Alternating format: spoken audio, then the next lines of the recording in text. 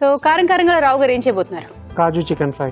కాజు chicken fry. Wow, కాజు చాలా చాలా ఇష్టం. అందులో ఇది యాడ్ అయితే ఇంకా చాలా చాలా బాగుంటుంది. ఓకే, మరి కాజు చికెన్ ఫ్రై కావాల్సిన పదార్థాలు ఏమిటో చూద్దామా? కాజు చికెన్ ఫ్రై కావాల్సిన పదార్థాలు: జీడిపప్పు 1 కప్పు, బోన్లెస్ చికెన్ 1/2 కిలో, తరిగిన పచ్చిమిరపకాయలు 2, తరిగిన ఉల్లిపాయ 1, అల్లం వెల్లుల్లి పేస్ట్ 1 టీ స్పూన్, ఉప్పు తగినంత, మిరియాల పొడి 1 టీ స్పూన్, జీలకర్ర పొడి 1 టీ స్పూన్, ధనియాల పొడి 1 teaspoon, garam masala 1 teaspoon, కొత్తిమీర కొద్దిగా, నూనె 3 టేబుల్ స్పూన్లు, పోపు దినుసులు 1 టీ స్పూన్. కావాల్సిన పదార్థాలు చూసారు కదా రావు గారు, స్టార్ట్ చేసేద్దామండి.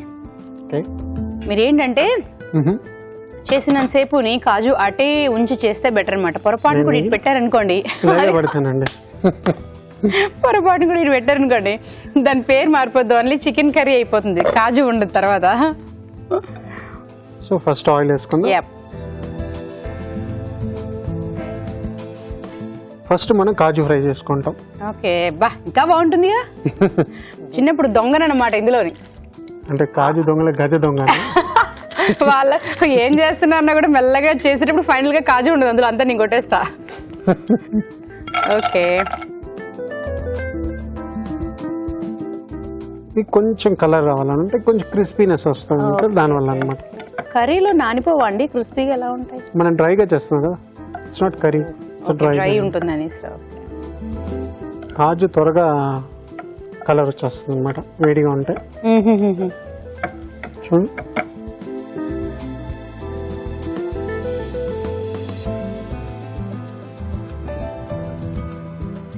సో ఇదే ఆయిల్ లోనే నెక్స్ట్ చేసేయచ్చు. ఇది తాలింపు కోసం ఆవాలు, కొంచెం జీలకర్ర, దాని తర్వాత ఉల్లిపాయలు, కొంచెం ఉప్పు వేసుకుందాం.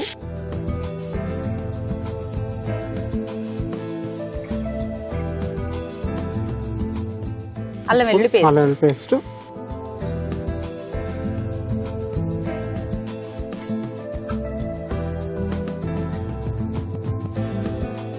పచ్చిమిరపకాయలు. అది ఉల్లిపాయలు పచ్చిమిరపకాయలు ఒకటేసారి వేయించుకుంటారు కదా, ఇది లేట్ గా వేయడానికి అంటే కొంచెం కలర్ బాగుంటుంది కదా మీకు.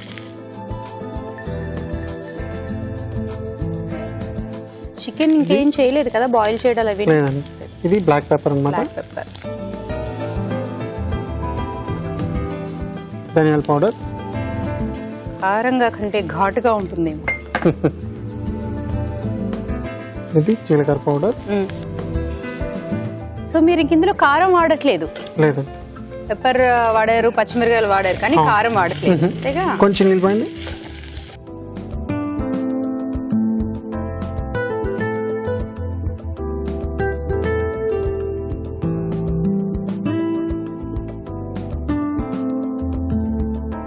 ఇప్పుడు చికెన్,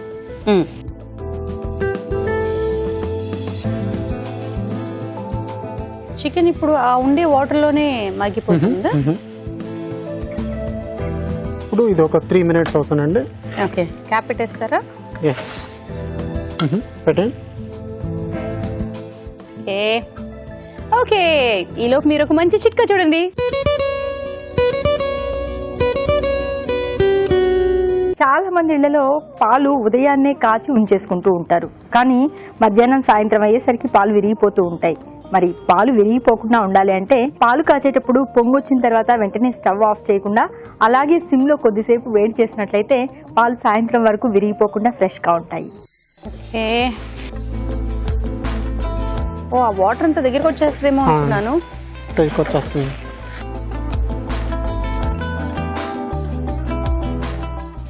కొంచెం ఉప్పు వేసుకోవచ్చు, ఎందుకంటే తక్కువ వేసాము అప్పుడు.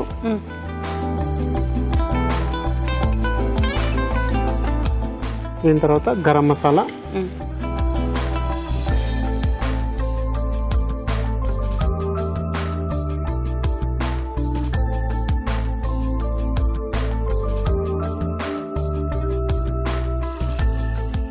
డ్రై కాలే, కొంచెం గ్రేవీగానే కొంచెం ఉంటుంది.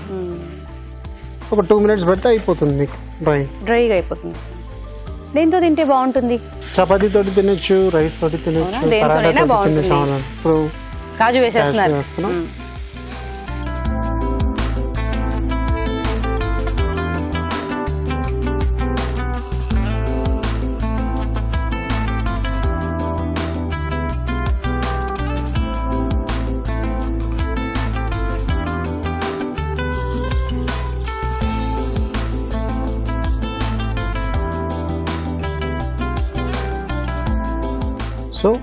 కాజు chicken ready.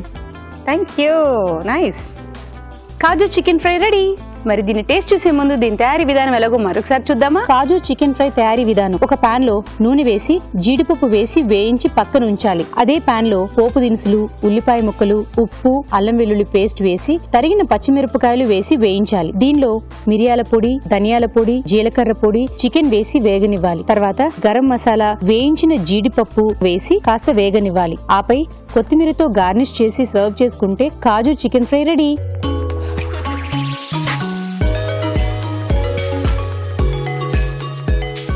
Okay, I'm ready. Kaju chicken ready. Yes, kaju రెడీగా ఉన్నది.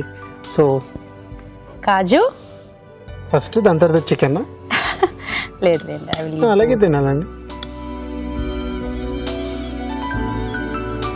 నాకు తింటున్నప్పుడు కాజు కంటే పెప్పర్ ఘాటు అదంతా బాగుంది పెప్పర్తో.